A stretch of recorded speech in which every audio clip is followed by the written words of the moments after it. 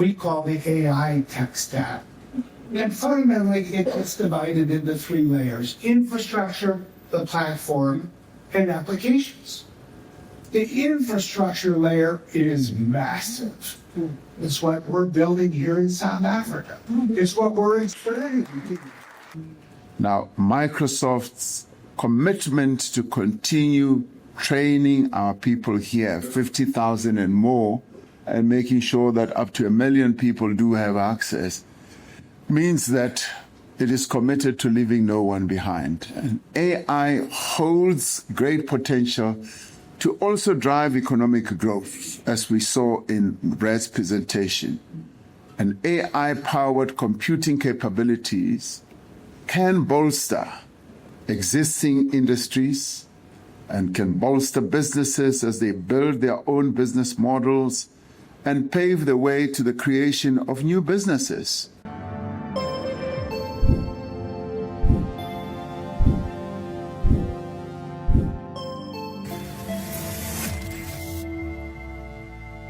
We're investing, we're paying, so that 50,000 people here can go get the additional courses and take the certification exams to get what we call a Microsoft certification. And this will be for cloud architecture, it will be for artificial intelligence, it will be for cybersecurity. These are precisely the certificates and the skills that win people's jobs.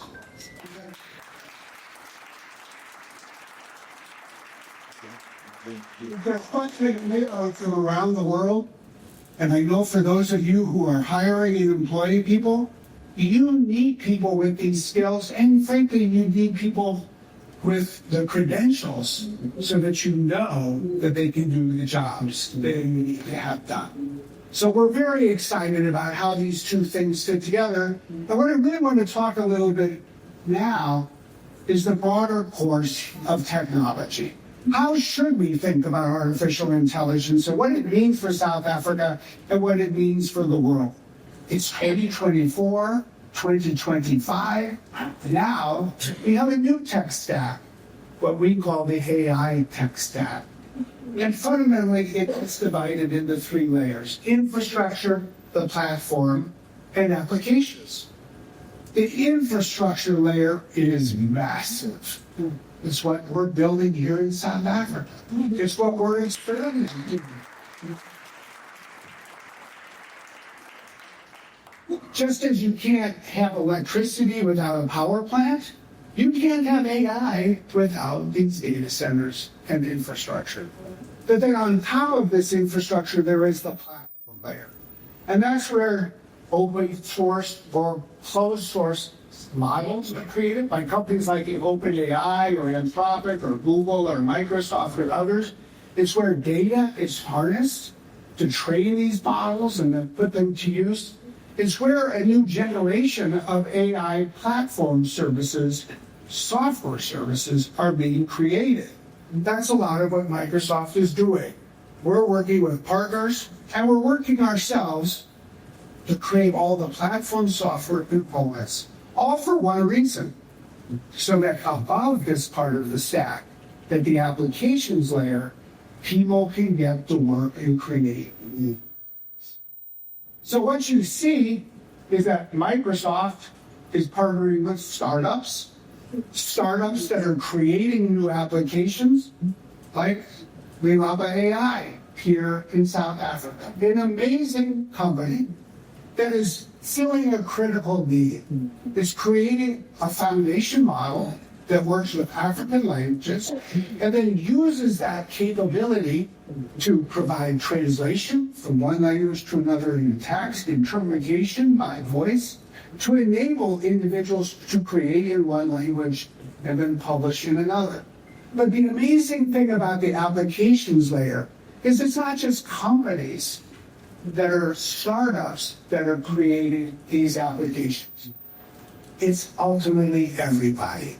It's big companies who are using new AI-infused applications to change, say, manufacturing or drug discovery. It's nonprofits that are changing the way they work. It's governments, like SARS. that is using AI and the power of these models to improve the ability to collect revenue, to improve the way that citizens can interact with the government itself. Believe me, as someone who travels the world, who goes to so many countries over the course of a year, it's a rare day like today where I get to not only make an announcement, but see what I really regard as world-leading government leadership, not just in policy as you have here, but in the development of the applications, like what you see at SARS. And when it did,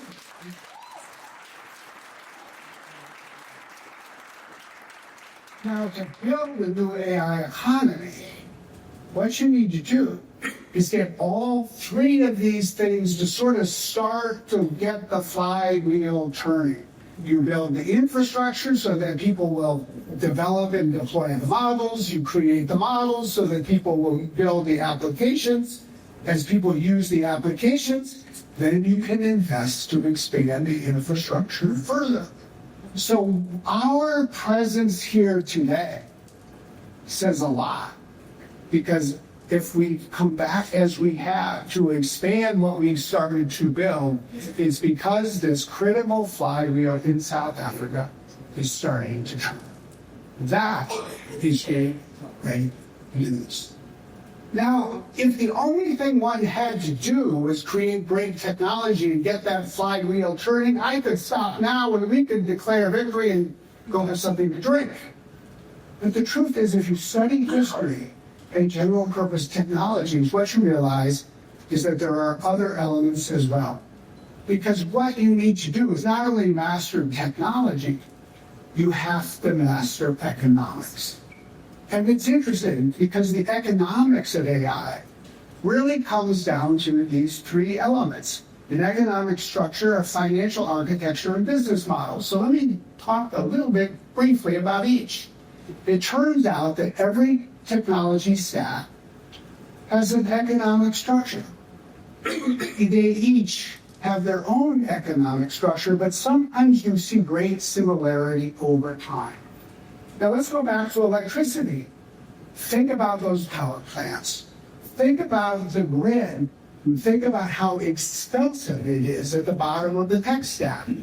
Now think about what it means to, say, invent or produce an electric fan.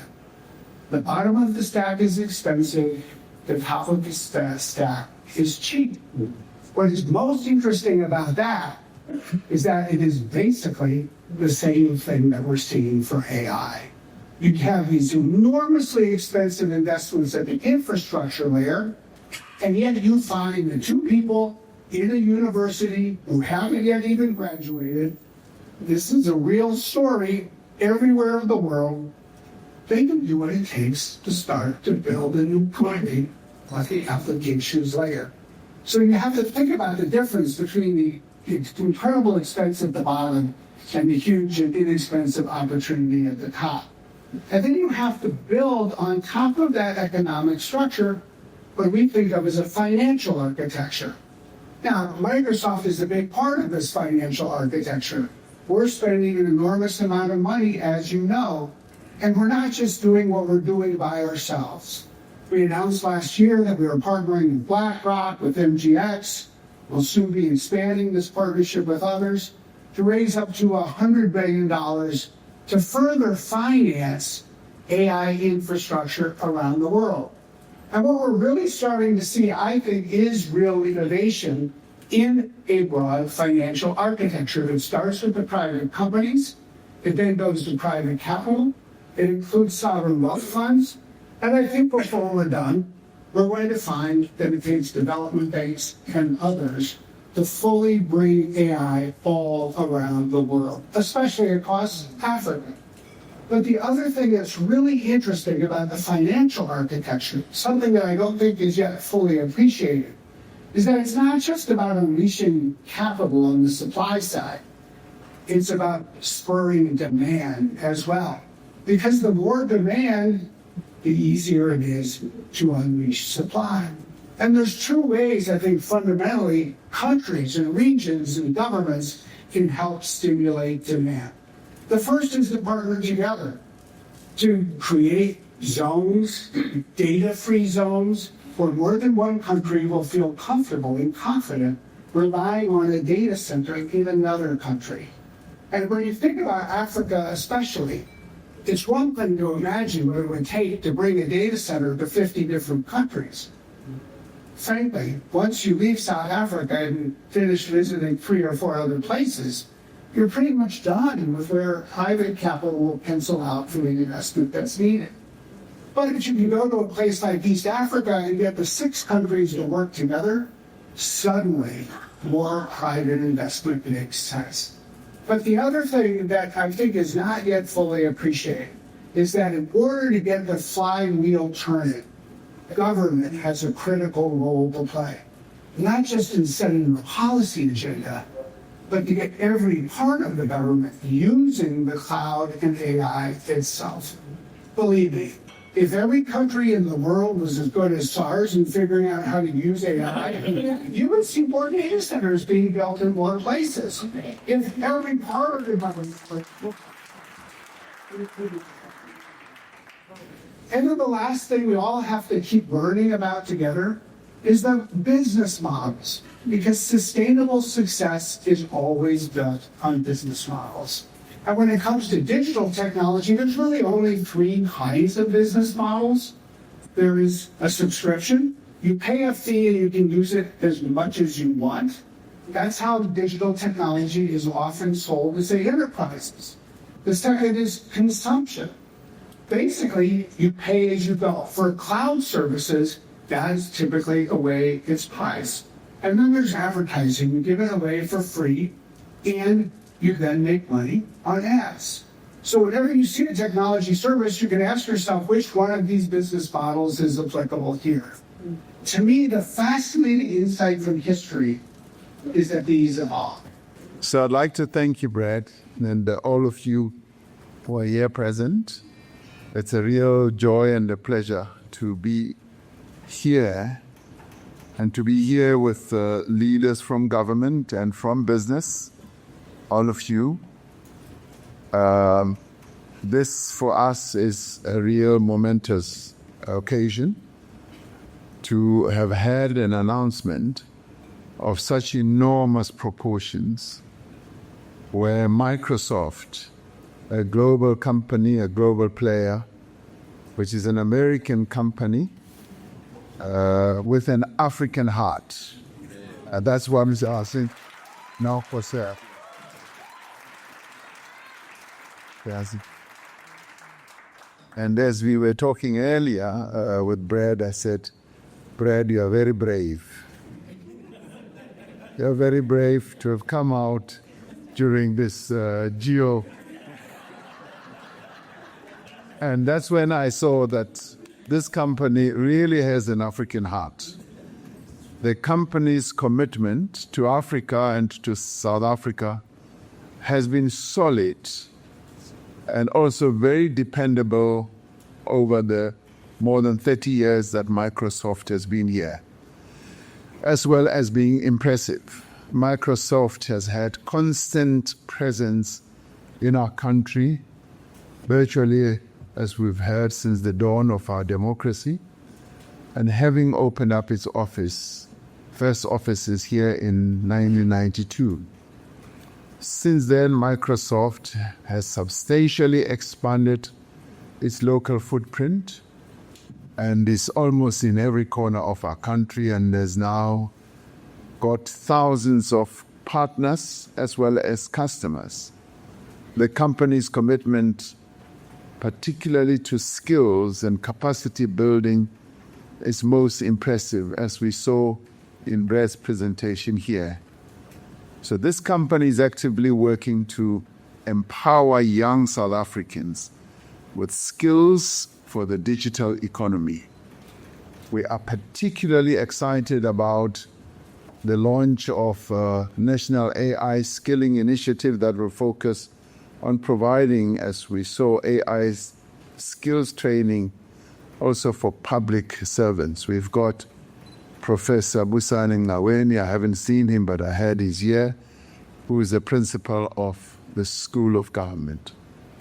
We look forward to the signing of the Memorandum of Understanding between Microsoft and the National School of Government and the National Electronic Media Institute of South Africa. Microsoft's ongoing expansion of data centers and cloud investment cements the company's position as one of the leaders in cloud computing in South Africa.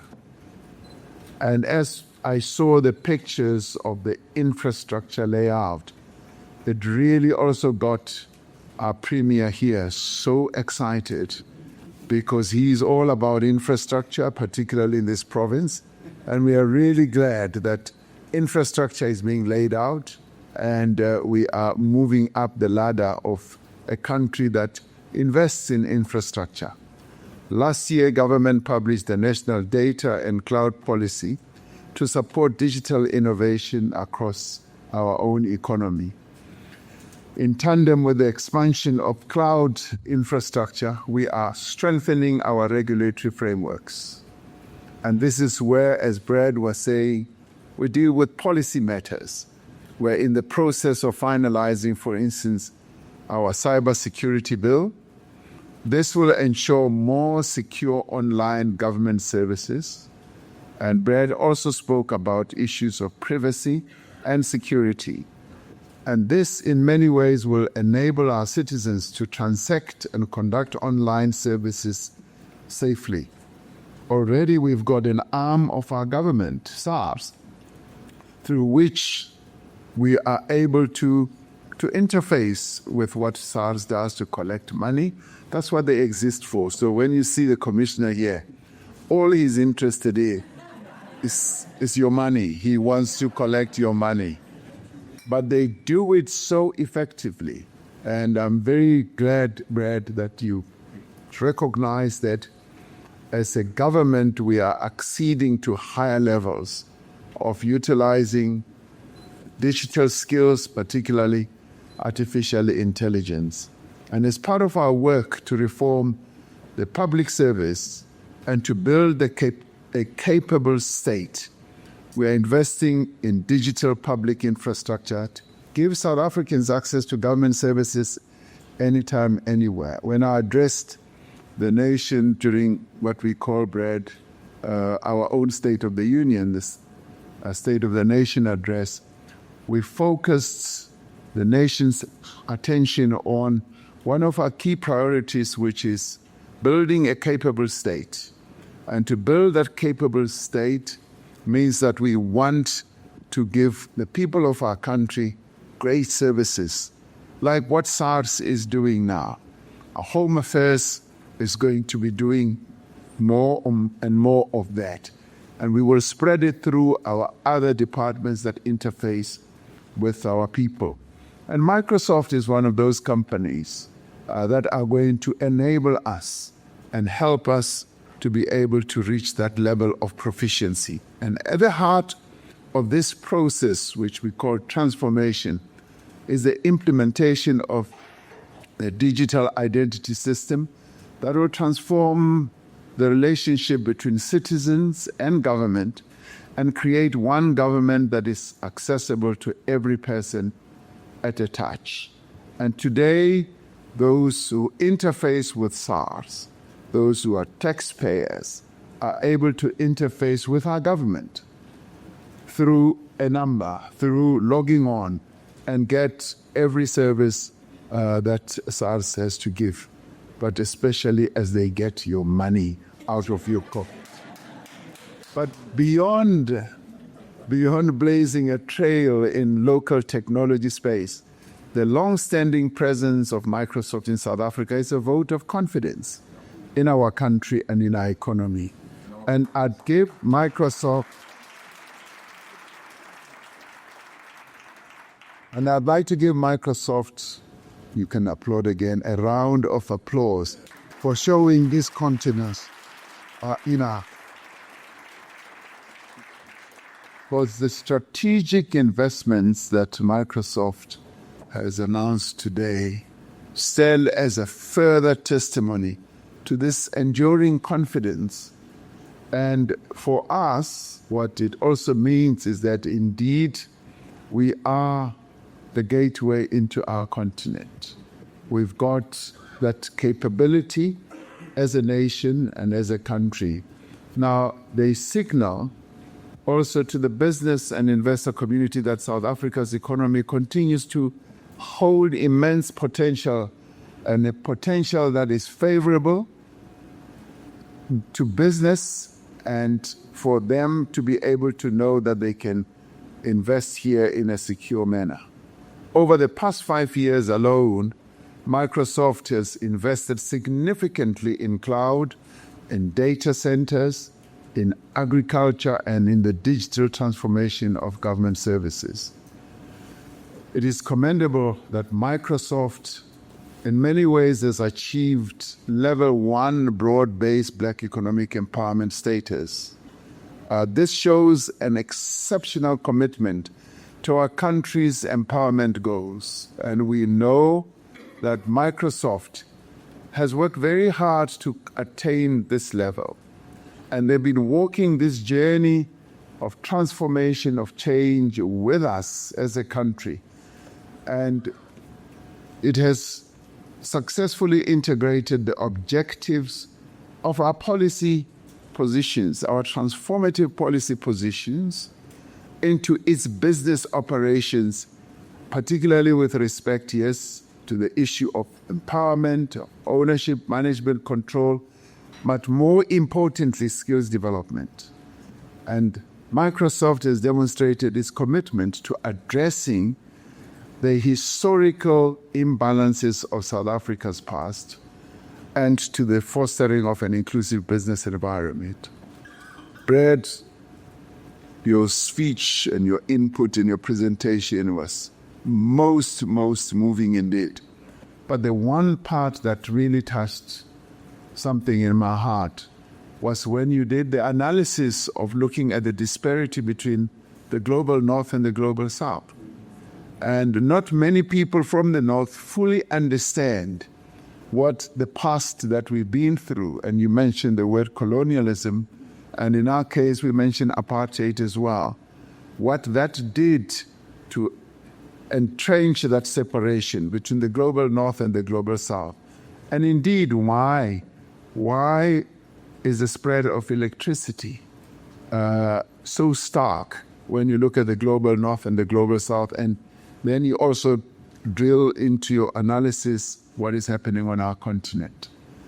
As a country, we have, by dint of hard work, by dint of focusing on what needs to be done to advance the interests of our people, we've been able, Brad, to ensure that almost 93% of the people of South Africa have electricity. And we are very proud about. Now, this is not what you find in many countries in the global south. It's not what you find in many countries on our continent. And you are therefore in a country that aspires to progress, a country that aspires to be transformative, and a country that aspires to move up the ladder in as far as the digital economy. And it is no wonder that Microsoft defines its mission and its values with the words, "We empower the world." Now, in our briefing session before we came here, I told you that when I saw that word, I just got so endeared to Microsoft. I said, "Dude, empower?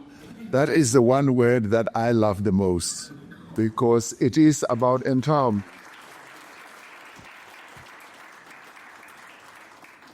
Today's meeting is indeed about the story of pathfinders for South Africa and for the continent. And your input was more about a call to arms, to embrace innovation. And AI's transformative potential cannot be understated. I mean, apart from making me look very handsome, it cannot be understated. And the global community is rushing to harness the opportunities that it presents. Now, as the United Nations Development Program has said AI's development, governance, and the use must be inclusive as well as equitable. It must ensure that no country is left behind. Now, Microsoft's commitment to continue training our people here, 50,000 and more, and making sure that up to 1 million people do have access, means that it is committed to leaving no one behind. AI holds great potential to also drive economic growth, as we saw in Brad's presentation.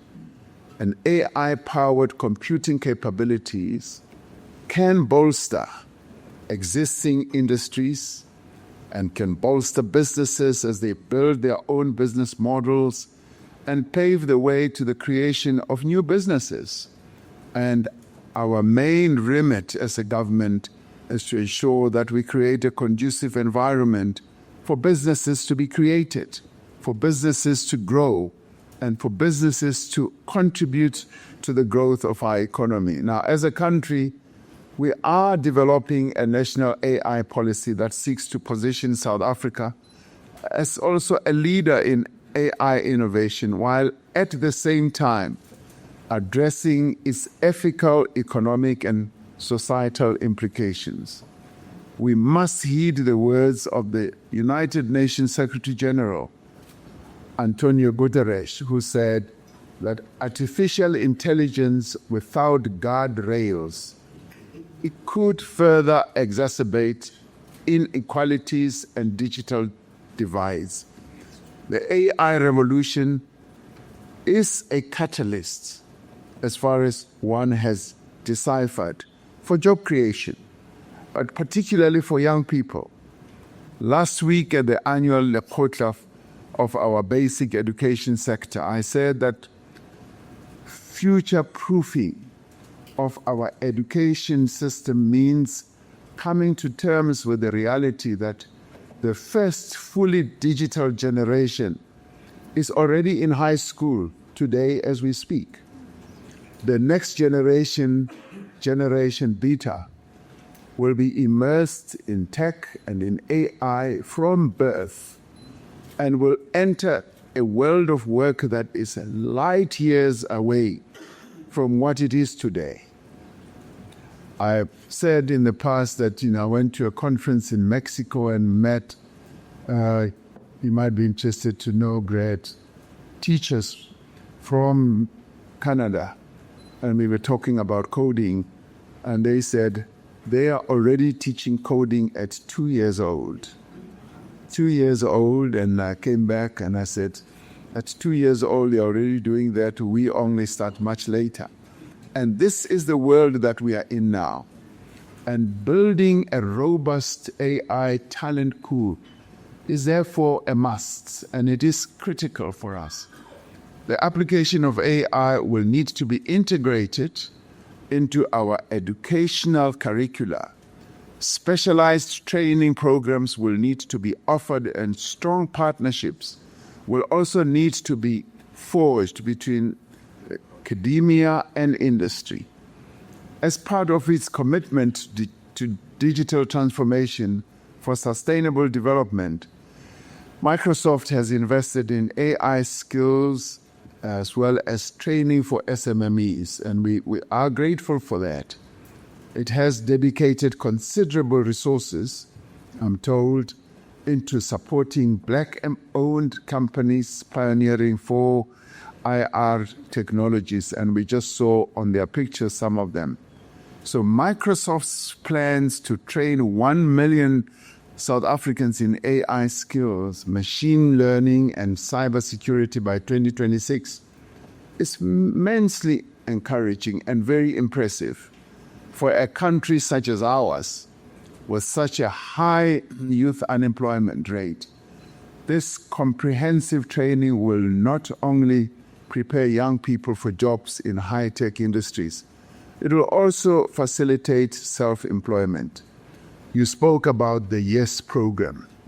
It was when I sat down with Stephen Kosef, who used to be the CEO of Investec, and I said, what can the private sector do What can the private sector do to make sure that young people are job prepared? They get into job situations and be well prepared so that when they get into the world of work, they are ready. And it's pleasing that that program got started.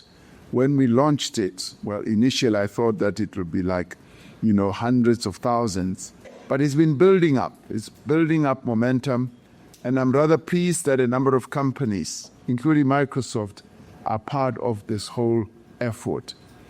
It will contribute to a new generation of tech and software entrepreneurs, this whole process, that will bring innovation and high-tech solutions that support economic growth and also will help in advancing our country's competitiveness. So Microsoft's commitment to supporting South Africa's transition to a high-tech economy comes for us at a pivotal time as we are hosting the G20. Using AI for sustainable development is amongst the priorities of our G20 partnership, which we have put out there. The Artificial Intelligence Data Governance and Innovation Sustainable Development Task Force that we have set up will be leading this whole stream.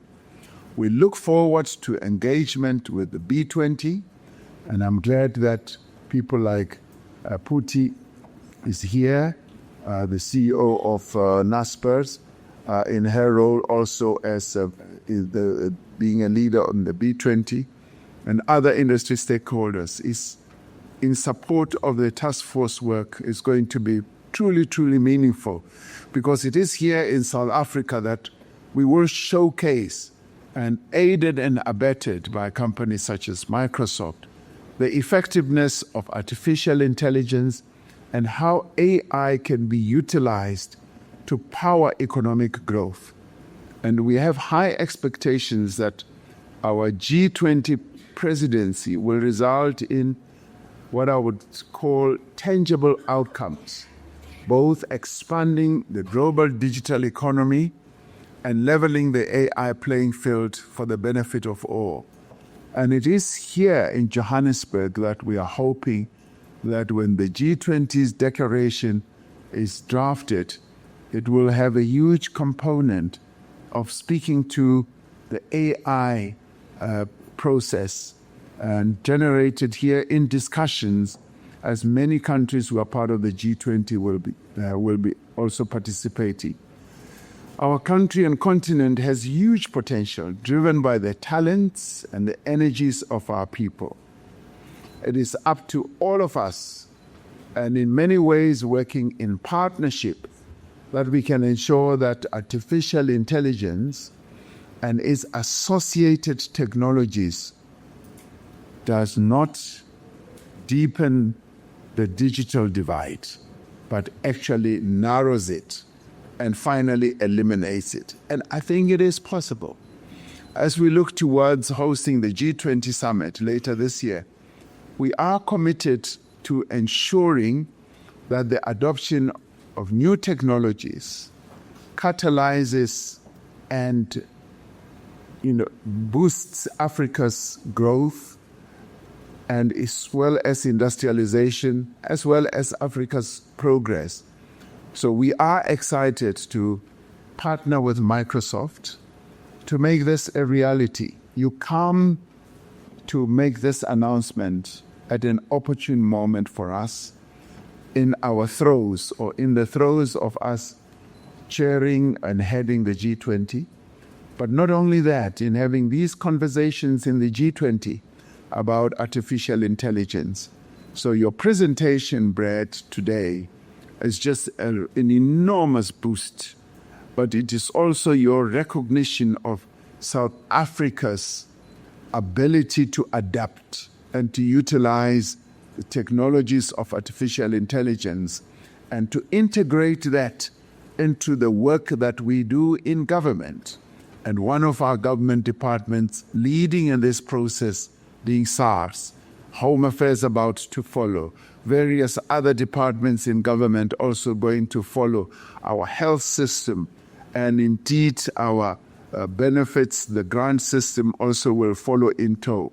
So we are involved as South Africa in a revolution of embracing artificial intelligence. So what you have done today is to come to boost that whole process, and I'd like to thank you. And I do wish you could stay longer, because this is the best place that anybody who is enthusiastic about AI can ever come to. South Africa.